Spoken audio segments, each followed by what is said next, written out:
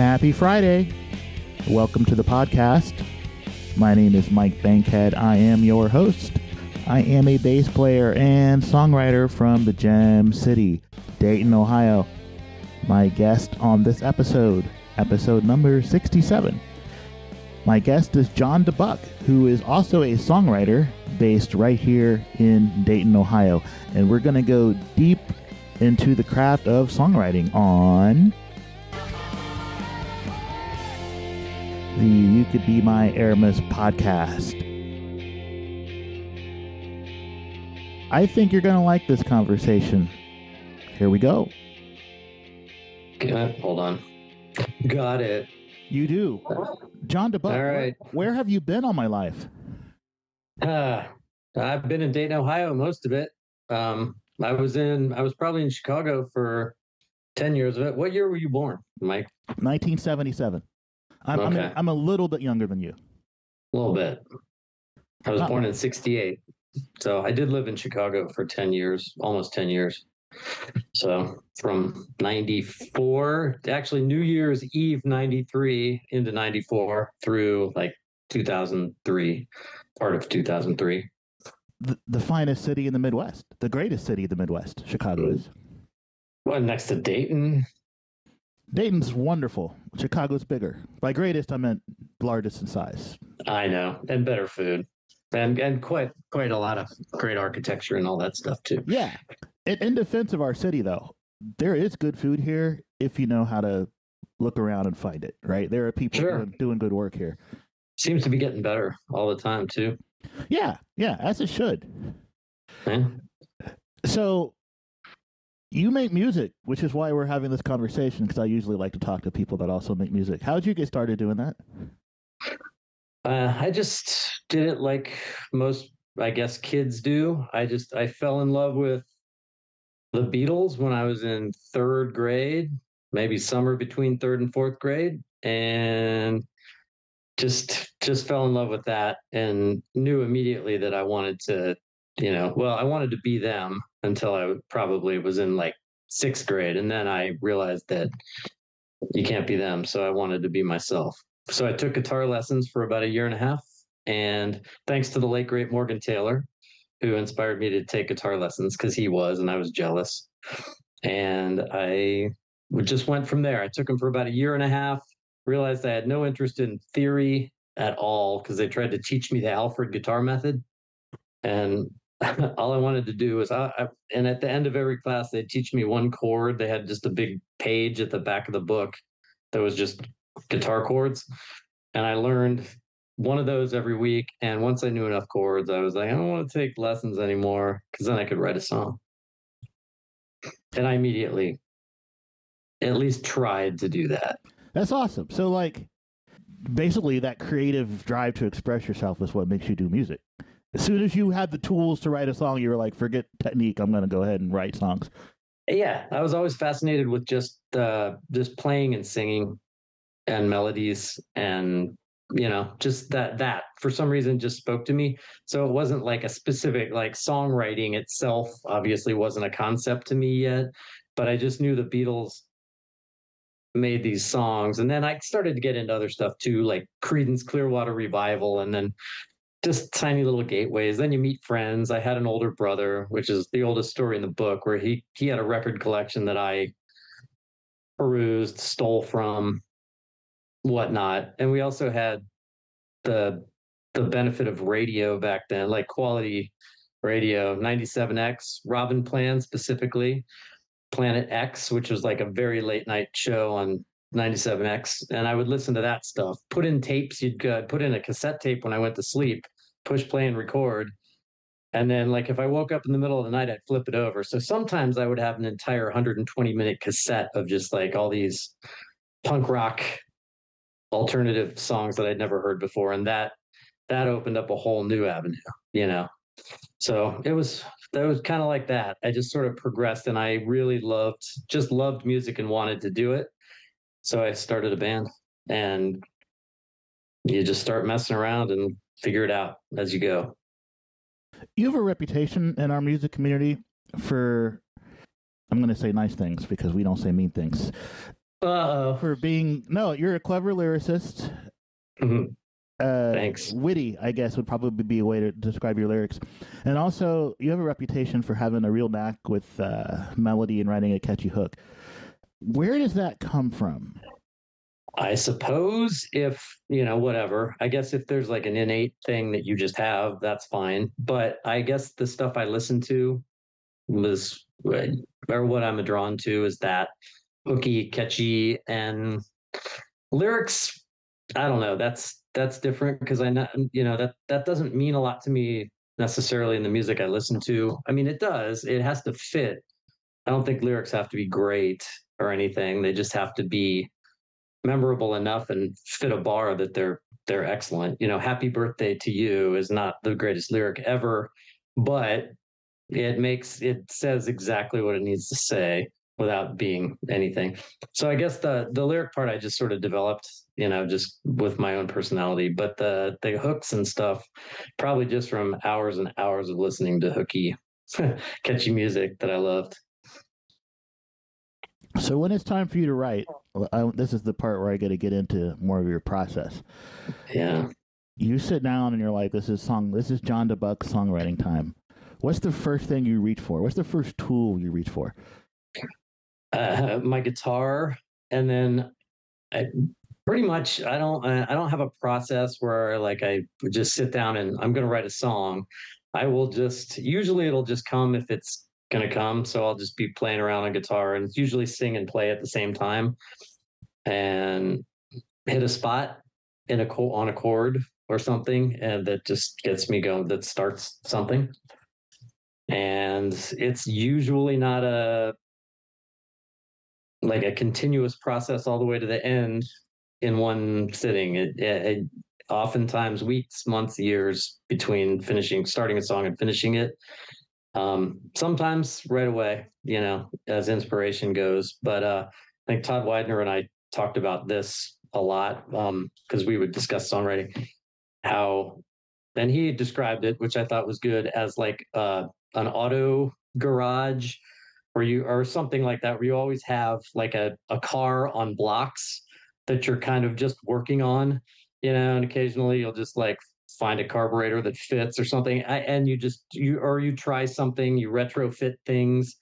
Sometimes you have what you think is a chorus, but it winds up being a bridge or a verse, even. You know what I mean? You probably do it too. You just kind of Frankenstein things. So you keep these like parts together for years sometimes, just in the back of your mind. And once in a while, you'll try to stick something onto it and be like, it didn't work today. But once in a while, it's like, wow, it's perfect. And that like sets it off, which is great. But obviously, you know how it is. The best ones are the ones that just come out of you in 2 seconds. And I stopped a long time ago hoping that would happen, even like expecting anything close to that. But when it does, it's great. And it happens less and less as I age. So it sounds like you're a music first songwriter then, because you reach for the guitar first. Yeah, I would say that it's like but so it's just sort of play and just sort of sing. I just sort of like kind of make something up as I go along. And a lot of times a line just will come out. I don't think about it. Sometimes I have like a thought, like an idea of something I want to write a song about, or I have a line that I like or something that I'll try, but usually it just comes out.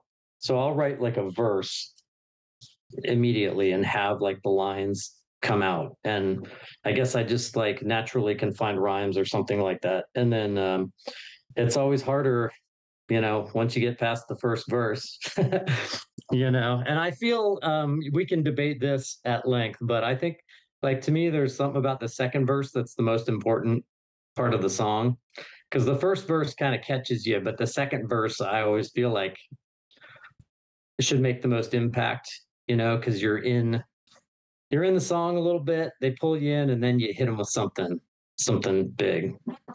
I don't know. I don't even know if I specifically go for that. I think that's just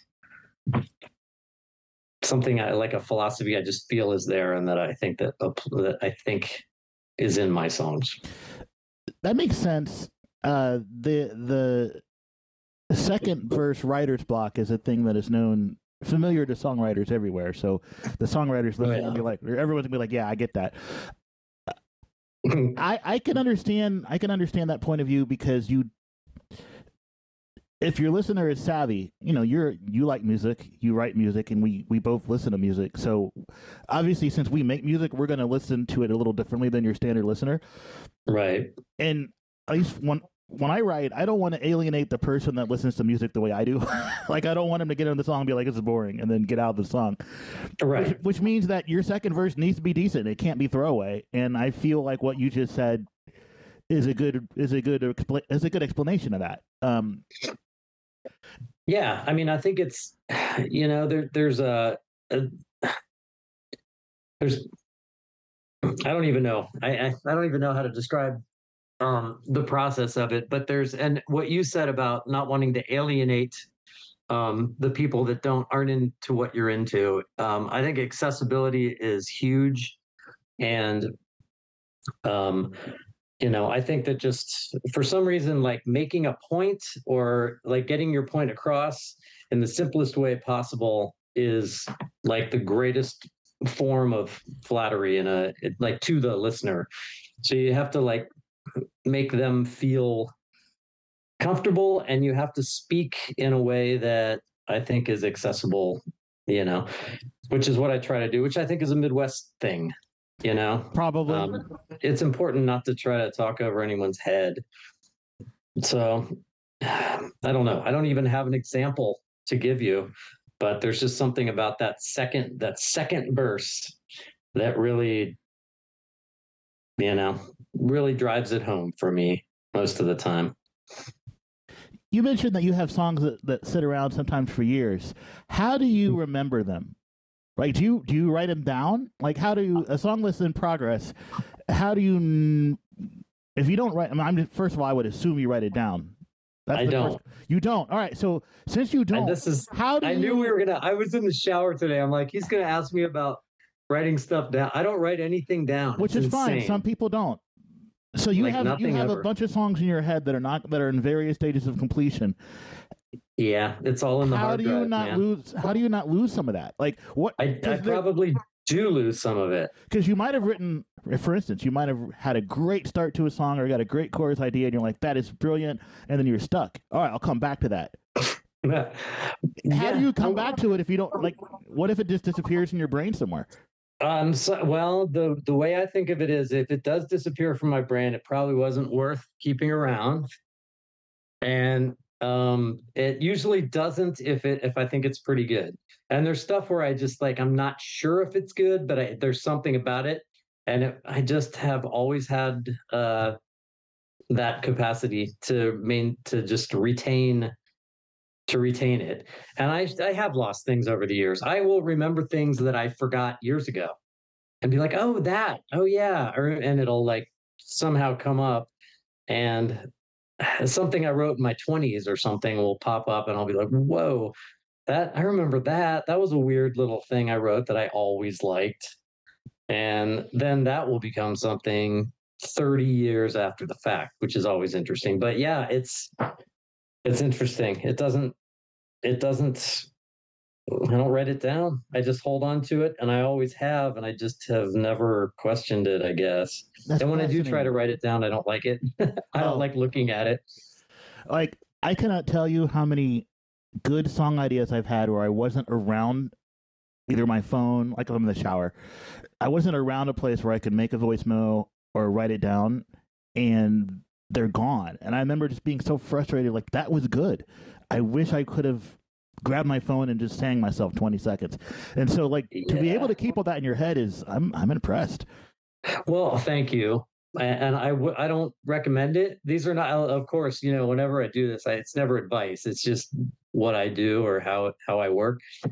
But but every songwriter has suffered from that, where you come up with this amazing thing while you're just in the middle of nowhere with nothing. And you're just like, oh my God, that's the great. And you try to just sing it to yourself somehow, or just like get it in your head to remember it. And then even a half an hour later, you try to go back to it and it's gone. It is a frustrating thing, although The flip side of that is if I have my phone and I try to like record an idea onto my phone just from singing, every time I get home, I'll turn it on and I'll just be like, what the hell is that? It'll just be me going, you know,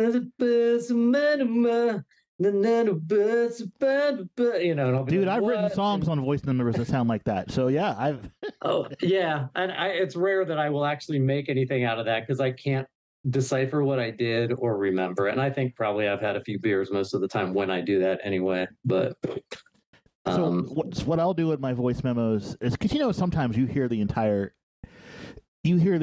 fully produced version in your head. Sure. Yeah.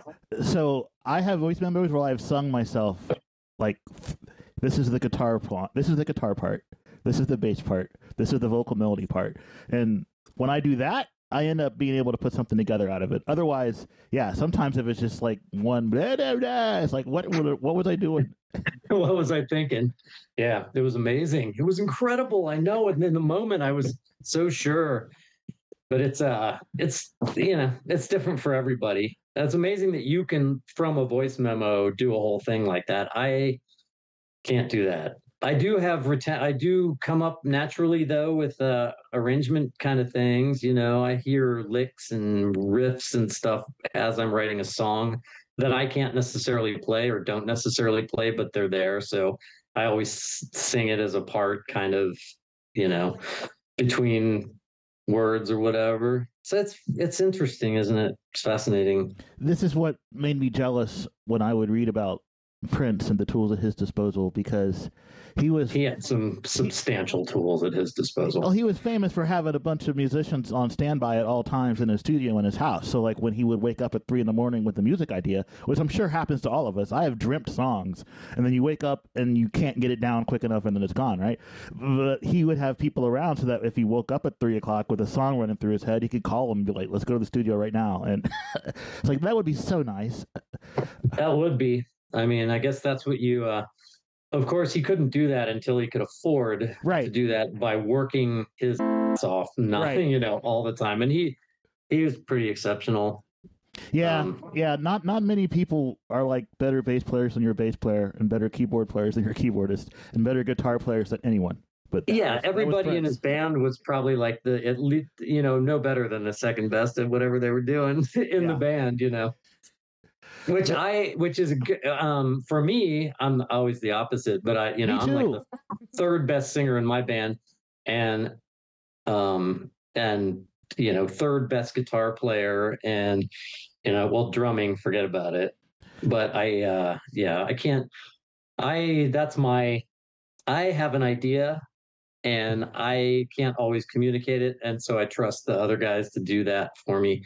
That's how I work. I don't have Prince's ability. Obviously, he was, you know, I know the word genius gets thrown around a lot, but he obviously had immense musical, you know, genius works, acumen, and hard. And he worked hard acumen. At it too. That's good. That's really good. That's a songwriter word.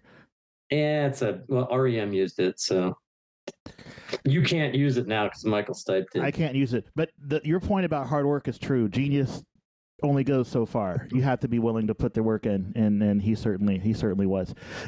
You mentioned if you are a genius and you put the work in, you're kind of unstoppable. That's you know, same with athletics or anything like that. If you're like, you know, Michael Jordan is Michael Jordan, but you add all the work, that's why you're Michael Jordan, you know.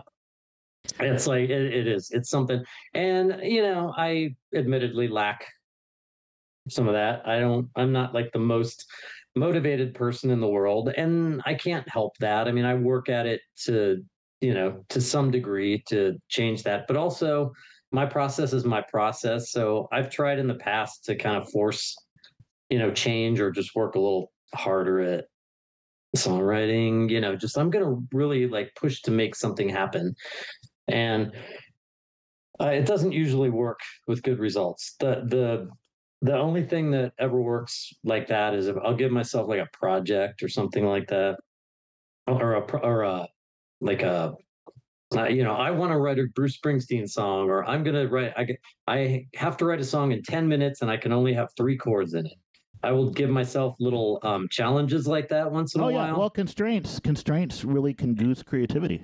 Yes, and then sometimes you get these songs. That's why I have a weird, like like I don't always try to write my greatest song every time I write a song. That's not my goal. My goal is just sort of to be a good songwriter and just have, and you learn tricks that way. And sometimes, you get to your best songs by writing not your best song. That doesn't make those songs bad. I love the filler tracks on albums and stuff. I think there's too much cancellation of lesser than their greatest song thing now. Because with podcasting and stuff, where like they'll break down a band, they'll be like, oh, this one's a skipper for me. They like go through a whole album and like this. Those skippers, as they call them, to me are like some of the magical moments. It's like a part of the listening experience. It gets you to where you're going. It's like if you're traveling somewhere, it's never like a smooth thing. You get sidetracked, you get a flat tire, you get, you don't speak the language, whatever. You have struggles as you get to like, you know, the Parthenon or whatever you're going toward. You have to like that's part of the journey, which is a word I hate, but I used it. But the experience, and it's important. They're just as important. They serve a purpose and they contain magical things that also, when you listen back to your whole catalog, you can go back to some of those lesser songs you wrote and listen to some of your more current songs that you think are better, and you can hear the seeds of that in your early stuff. So I think the process of it is underrated, and I think that just writing all the time and just making songs, those little challenge songs and stuff, that can be some of your most important stuff, whether it's considered the best stuff in your canon or not. There's a lot to unpack there, and Yeah. I hope I remember, because no, I had like thoughts on like three or four different things you just said, and I hope I remember all of Yeah. it.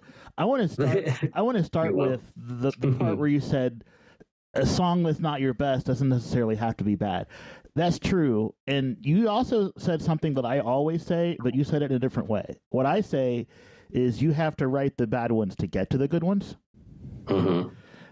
You said the Yeah. same thing, you just said it in a different way. Exactly. Yeah. But I am the person that will never share the bad ones. Like, I am. I mean, I'm a lot more rigorous on quality control than I used to be, and I know this because I listened to my first record. I'm like, what were you doing? But I threw away a lot of songs before I wrote that record, so it could have been even worse. But if I don't think 16-year-old me would like the song, or even 25-year-old me, if it's not good enough, no one's ever going to hear it. That said, as an old guy like yourself, I believe in the album as a holistic listening experience. Mm-hmm. And on an album, not every song is supposed to be a smash hit single. Yeah, exactly. I don't want to kids these days, but the modern music listening experience is they all got to be bangers. Now, to me, that doesn't mean that a song that's on an album that is not a smash hit single necessarily has to be bad. But like you said, an album is supposed to give you a specific experience and take you in a place. And sometimes you need a song that is weird or different or quiet or makes the listener think about something or maybe even confuses the listener. You need something for a change of pace or to make the journey hinge. So that part I get. I don't know that personally I would ever subject anyone to my bad ones, like not knowingly anyway. Well, yeah. I mean, it's fair, but I don't also, I should say that I don't, like, not every bad song I write to me is like worth, there are plenty of songs I get rid of, that are just, this is not going anywhere. I kind of know when it's going that direction, but there are songs that, I guess songs, and you probably have your own songs that you love that no one else seems to like at all, Yep. Where you're just like, oh, I like that one. And they're like, and they're like, oh, well, I like it. And those are the ones, well, you got to write for yourself first. Yeah. I agree completely. You have to write for yourself, and you have to, if you're not happy with it, it doesn't matter. I've never written for an audience ever. I'm the audience, I just know, for some reason, I just know when I've gotten to a place where it's, It's like that question where they ask painters when they know a painting is done. Well, And I was stuff. going to ask you that. When do you know the song's done? That was going to be one of the next questions. It's I just, you just know, right? You just kind of know. There are actually there are times though when you know it's not done, but like I don't know if you have songs, but there are songs where there's a clunker of a line in the song and you just cannot for the life of you come up with something better, and but the rest of the song is perfectly fine. I will live with that.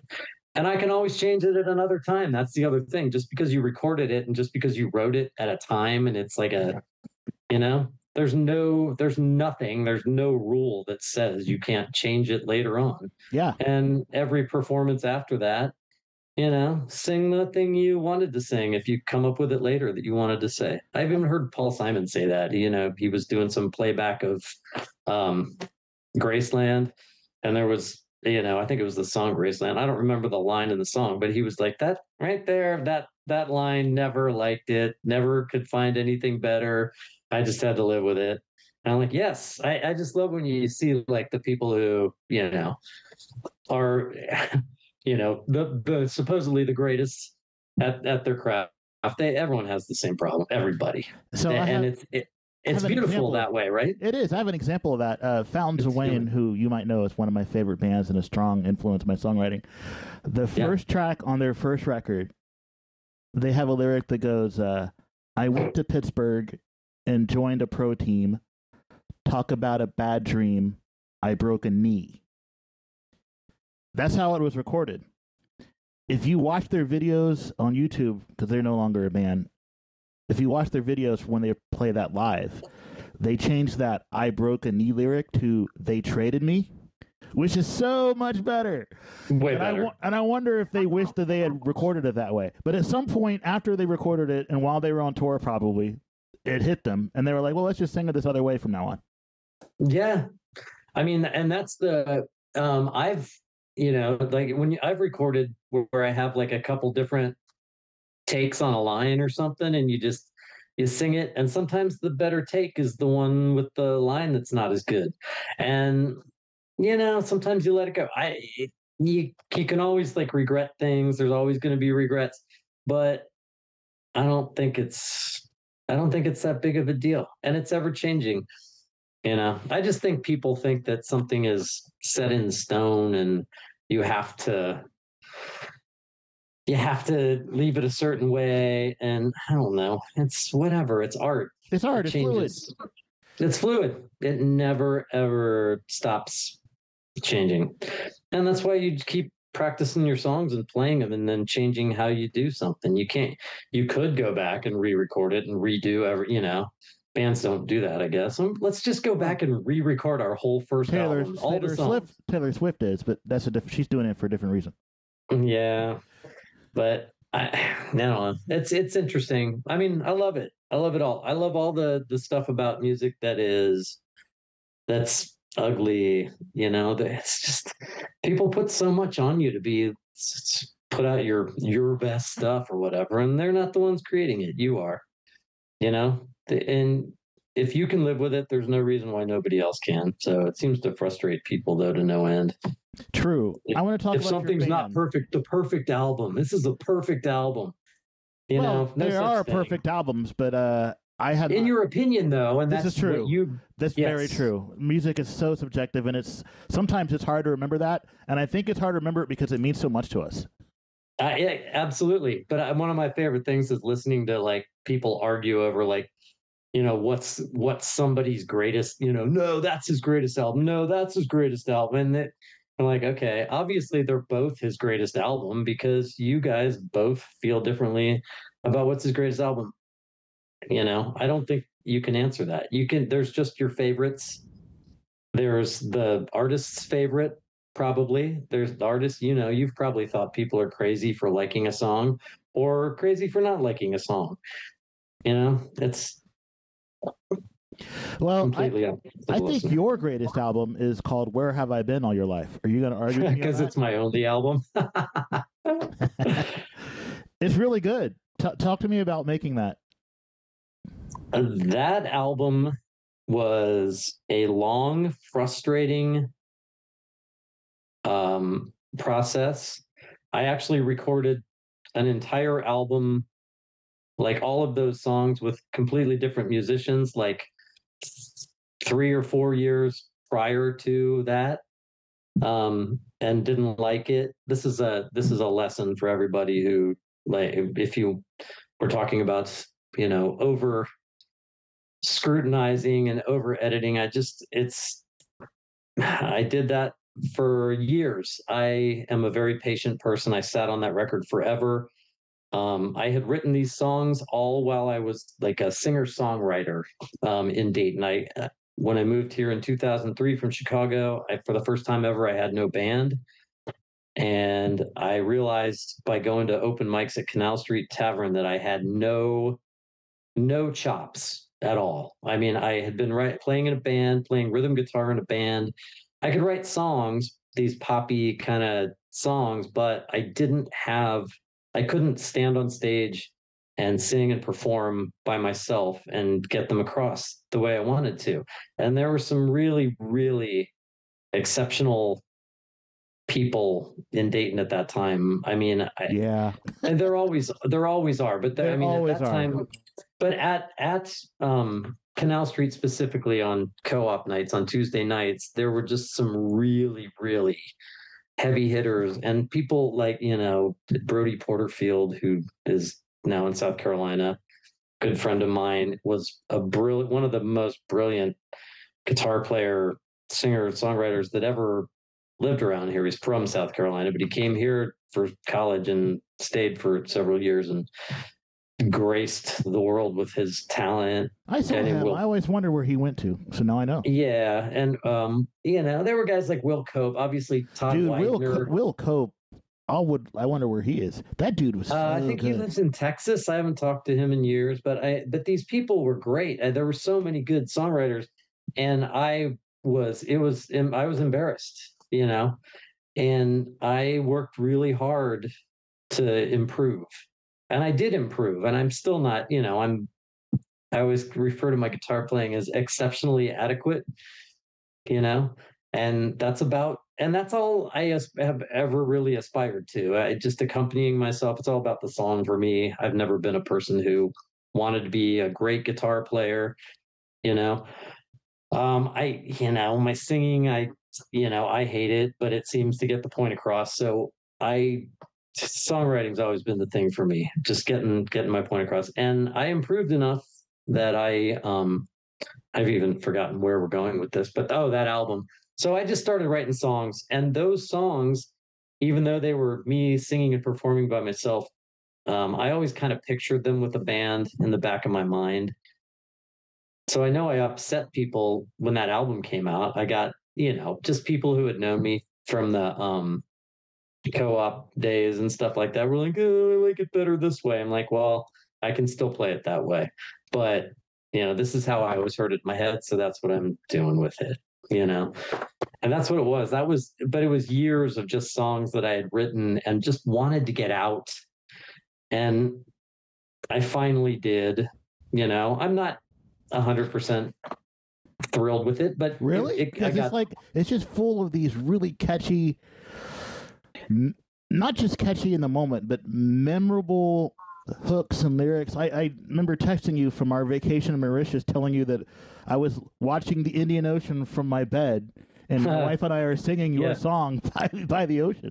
It's memorable. That's my favorite compliment, by the way, is when people are tell me that they quote. I get my own lyrics quoted back to me quite a bit. Well, I do that to you all the time. I do it because I know it bugs you. At least I think it. Well, it seems like it bugs you.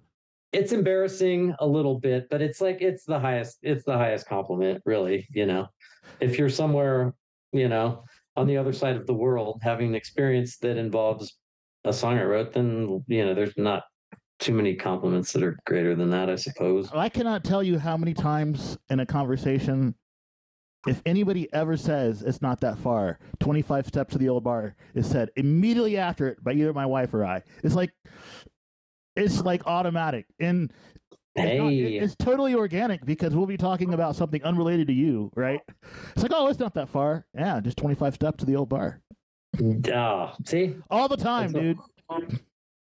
That's if you would have asked me, I don't know. I don't know. That's probably one of my favorite songs I ever wrote. That one specifically. I don't know why. It just that was one of those ones that came out in like 5 minutes and all that stuff, it's all that. I didn't have to think through a whole bunch of lines in that song. It just kind of that one I blurted out right in this very room I'm sitting in right now, Well, actually, cool. on a Tuesday afternoon. And so it's crazy to me that you're disappointed in that record because I think it's really well, good. I'm not disappointed in the. I guess okay. I think it was too long. Like as a record, every song didn't need to be on it. That kind of stuff. It would have been. I would have. I would have I shaved like off. 13 songs. I like that. Like 16-year-old me is like, if I would spend $20 on a CD, I want it to be at least 12 or 13 songs. So I'm cool. I'm glad, and I'm beyond. I'm past. I've made peace with it, but if I won't listen to it myself in my car, and you've only made or peace, if I do, there's a couple. Have you made peace love? And yes, I've made peace love, and that's another one. That's one of the big quotables to me, which I didn't come up with that phrase myself. I just stole it from somebody, but with permission that I worked with, said that line to me, and I'm like, I'm gonna steal that, and she said, "Be my guest," and I did. Hey, so I've tried to ask you a couple times to talk about the band, and then when I've tried to ask, you kept talking about whatever else we were talking about. I completely refuse to talk about my band. No, I think it's like, so I would think there was a break in the train of thought and try to squeeze in the band question, and then you would keep going. So it's probably on me for misgauging your conversational rhythm. But now we're free and clear. Tell me. I can go. Tell me about your band. You always seem to recruit really talented people to play with you, and I'm really jealous.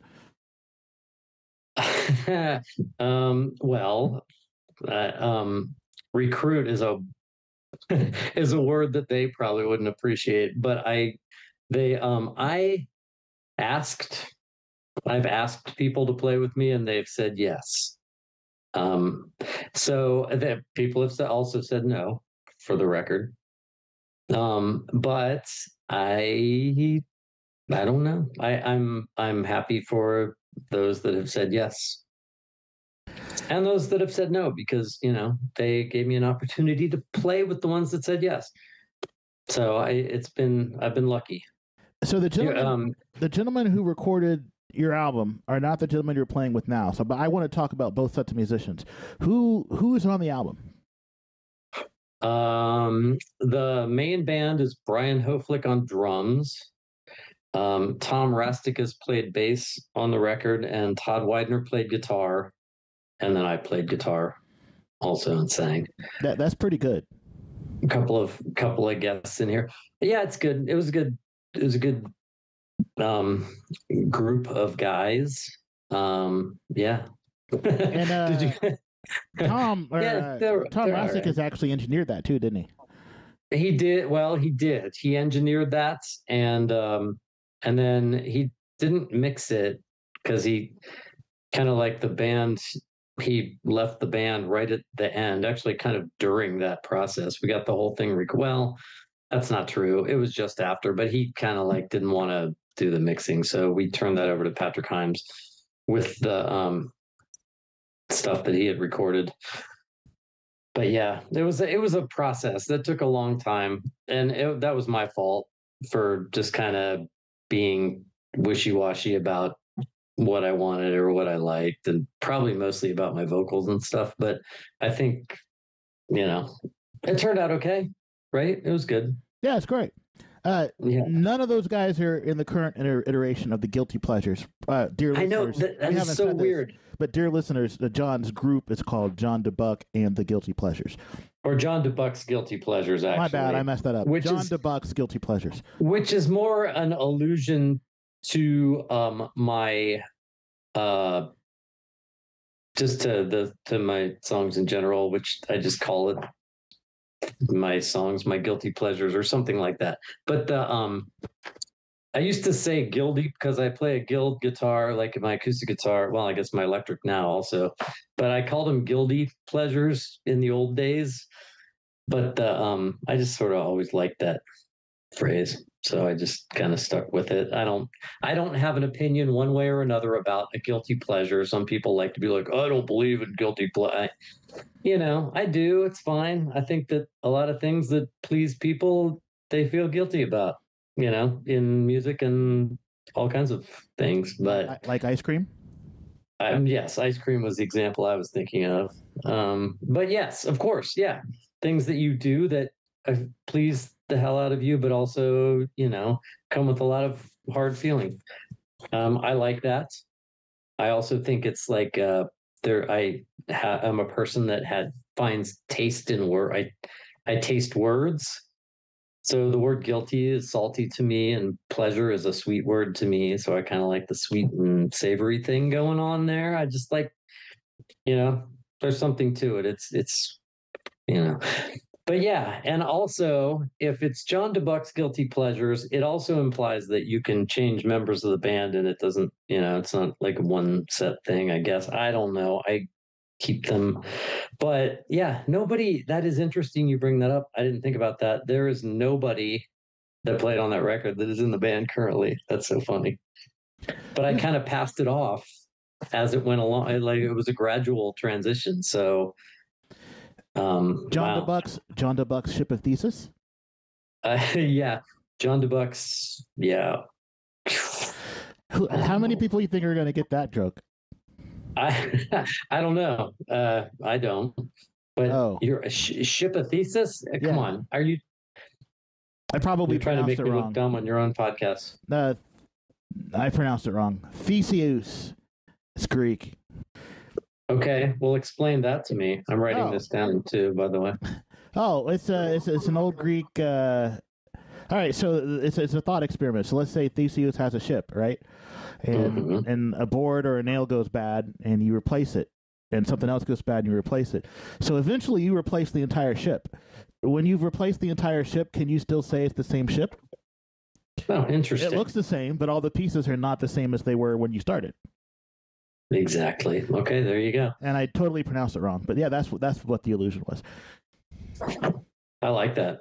But in your case, it's still you, and it's still your songs. So, and it still sounds like you when you play live. The songs, yes. When you play an old song, it sounds just like it did before. So, talk about your I don't want to say new and improved, because everybody was good before too. So, your new and fresh bandmates. Okay. Well, that's interesting that you brought that up, because that's part of it is with changes in band members. I don't put any emphasis on doing it the way the last person did it.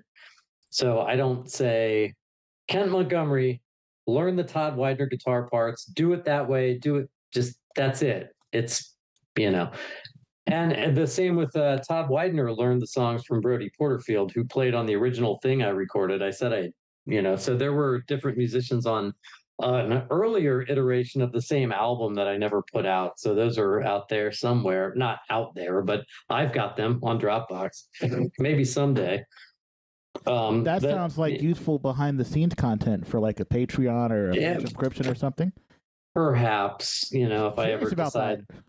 If I ever decide I wanted to release something like that. But Brody Porterfield wrote a great, like most of the guitar parts and Todd Widener learned those. And, Brody's such a badass guitar player. And Todd, of course, being an excellent musician and an appreciator of great guitar playing, realized that as well, and just kept a lot of the parts that Brody had originally done. And of course, then added his own amazing Todd Widener-ness to them. And, there were songs on there that I wrote after the fact too. So like there are additional songs to what I had originally recorded too. So Todd Widener-ness. I like that. Todd Widener-ness. It's a long way of saying, the way Todd Widener plays. Yeah. I mean, it's hard to be from here and not love that guy, but I will tell you something I observed from going to see your shows. Having seen many iterations of your band, And I used to enjoy. Obviously, you used to love going to see shows when Todd was in your band. And then for the time that you had Rich Ruder in the Todd role, Yeah. he'd play the same parts because, of course, Rich is technically skilled enough to learn whatever. But I always was fascinated watching Rich play because when Todd plays, it's like a whirlwind of frantic, anxious energy. And Rich is like static and steady and calm, and his hands are barely moving, playing the same stuff that Todd was playing. And I'm like, well, that is completely different styles. Like Rich makes everything look easy when it's not. Yeah, there's a complete difference in styles, and the band adapts to both. And Todd is exactly that. Todd is way too much of a force of nature. Well, he's a songwriter. So when Todd Widener is playing in your band, it's kind of an honor because he's an outstanding guitar player. Yep. And he is that though. He's just, I mean, it's just it's a tsunami of energy, and it's all over the place in a lot of ways because he's, I don't think he played things exactly the same way twice ever, which is great, but it's a bit similar. And, he's powerful dude to have in the band. And then Rich is exactly that. Rich is a very precise and measured, guitar player and is outstanding and excellent. And it was a cool iteration of the band. I mean, that's the thing. It's like different people do different things. And so that's an example of what we talked about earlier. Like what's on the record is Todd, but what's funny that Rich is on the picture on the back because that was the day we got the picture taken. Todd had already moved. So Rich was there. So Jennifer Taylor came over and just took the picture after practice. So it's so funny that Rich is in the picture, but Todd plays guitar on the right. I know. I felt bad that there wasn't a picture of Todd on there. Well, we all know what Todd looks like. It's okay. We do, but I guess the rest of the world doesn't. And the rest of the world, obviously, is who's listening to that record. They will soon. His solo stuff is going to blow up. I feel like it's inevitable. But yeah. And then Kent Montgomery is this different animal altogether, which, I didn't, when Rich left, it was, I didn't know what to do because I don't know that many people. And that was Dan Stahl's idea, I think. Maybe a combination of Dan and Phil suggested Kent, and their opinion was enough for me. So I'm like, okay. So that has been really cool because Kent is not only a great guitar player and a guy who like works really hard at it, and also like gets my weird references to punk rock and stuff like that. Like he can, he gets, and Todd was this way as well. But with the references to, if I'll be like, just do something kind of clashy or do something, Well, Todd loves the Clash, so that's he does. Yes. So I mean, but yeah, Kent's got a lot of the same. He kind of loves. He's a big fan of early Beatles. He's a big fan of like some punk rock stuff that I like. And so that's a good shorthand to have. And so he's been really good. Plus Kent has that vocal thing that's just like tailor made for, I don't know, this band. It's been a very good iteration of the band. We can get into bands in general. You've dropped the average age of the band quite a bit by adding Kent. Oh yeah, big time. It doesn't feel like that. No, no. But it's cool. I just think it's kind of funny that it's, from what you said, it sounds like you didn't know him all that well before he jumped into your band. Not at all. Good dude. I mean, well, first of all, he's from my hometown, so I'm kind of obviously partial to fellow Xenians. Yeah, I love those boys, the old fashioned, and they're all really talented. And like you said, not only can he really play, he can also really sing. And you mentioned him being serious about playing. I remember when it was I was talking to him, but he was like still taking lessons. Mm-hmm. And I look at He Kent, still listen does. to him play, and I'm like, this is not the kind of guy that needs to be taking lessons. Like he already knows what he's doing, and that just shows me the dedication to the craft, right? Just the drive to always want to be better and find a way to improve. So yeah, Exactly. Kent's awesome, and I'm very jealous that you get to have him in your band. Good songwriter too. He doesn't get to write too many in his other band. Like they give He him, doesn't. they give him one per record, basically. I know, and God bless him. His, John Dubuc's guilty pleasures. He's not getting a whole lot of chances in my band either. So, you know, his own band is definitely in his future for sure. He should do something. Yeah, but like I would love to make a record with him, like a straight co-written project. That's, I mean, I have like 60 ideas of what I want to do, but that's a Ken Montgomery collaboration is one of my ideas. Yeah, he's been great. He's been a lot of fun just to play with because I don't know, my big criteria for a band, or my ultimate and what I think is the most important, is just commitment and availability. I'm in your band. I said yes. You asked me to be in this band.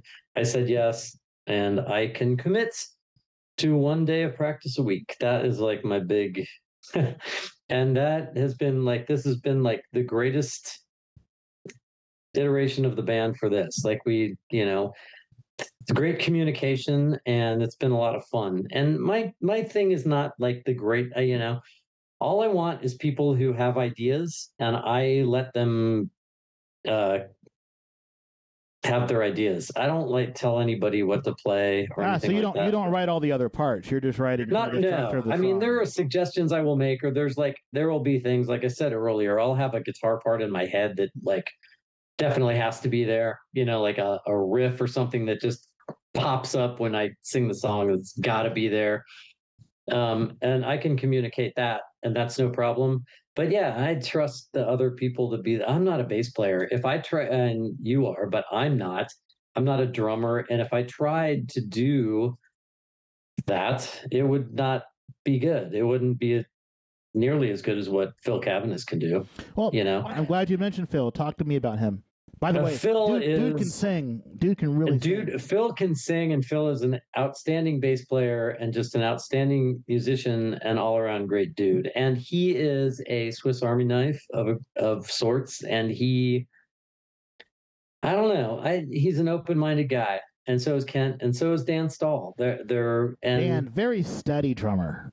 Steady, and steady, and also creative, and I just try to give them the opportunity to do that, to be that, to sing. So when we work on a new song, it's very much a group effort. I bring in the bones. I've got like what I think the idea of the song is, and then we just hash it out, and it's been great. It's been so much fun. Like I really like to practice. We're a quiet band. We practice quietly. Nobody in the band plays loud. You don't walk out of there with your ears ringing. We have a really good time. Everybody in the band is hysterical. Yes. So we spend so much time laughing, and it's great. It's been really fun. And we've been recording with Tim Pritchard, which has been, he's just more of the same of that. He's just a really good time guy. And he just comes into BHA and we just record songs. So we're trying to just lay down some of our new stuff, and then eventually maybe we'll put out a record. It sounds like an album's on the way. That's what I heard. Sounds like it. We're building toward an album. We're kind of like recording songs and then doing videos with Brandon Barry as we go. And then eventually, when we have enough songs, we'll just put out a record of those songs. Candle is the most recent thing you've done. And speaking of everyone having a hilarious sense of humor, that is obviously meant to be funny. Phil was not available, apparently, on the video shoot day because he's not in it. Unfortunately, he was not. And that would have been the best day in the world to have Phil Cavanis there because... I don't want to talk about the video too much because what I want to do is have people who are listening to this go watch it. Okay. Listeners, it's really funny. Yes. If you want to know about John Dubuc's personality, because you can't tell he's funny from our conversation because we're talking about songwriting and it means a lot to us. We're being serious, but I'm not being funny at all. He's a hilarious guy, and I think you'll laugh at this video, right? People will laugh at it, right?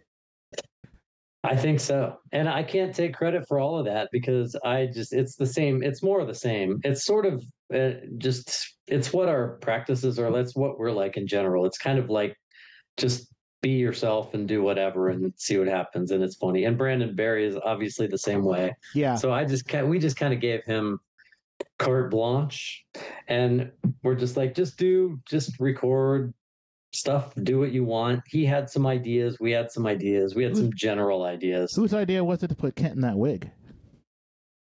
That came up on the day. I don't remember. Nice. Probably Kent's.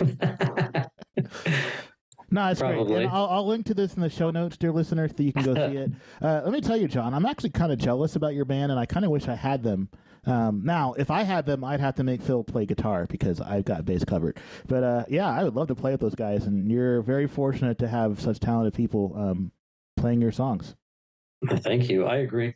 I mean, I couldn't ask for better people. It's been great. It's been a pleasure to play with them. It's perfect.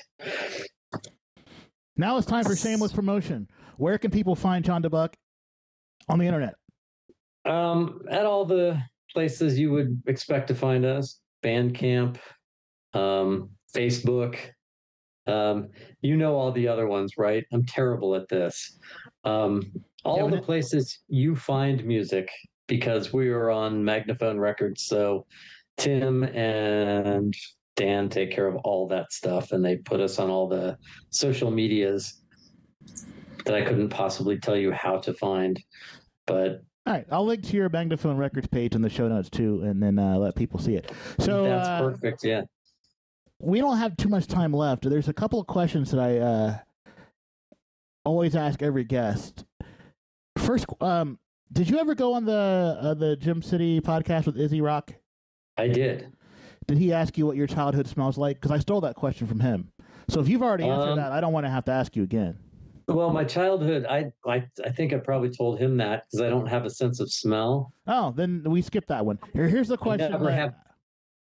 I imagine it smells like, but I think I probably told him this too. It probably smells like Salem's. Like my dad smoked menthol cigarettes, and there was always coffee brewing in my house. So I imagine it was kind of some kind of cigarette-y coffee kind of thing going on.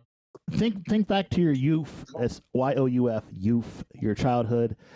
What's the first song you can remember hearing in your life? First song I remember hearing in my life.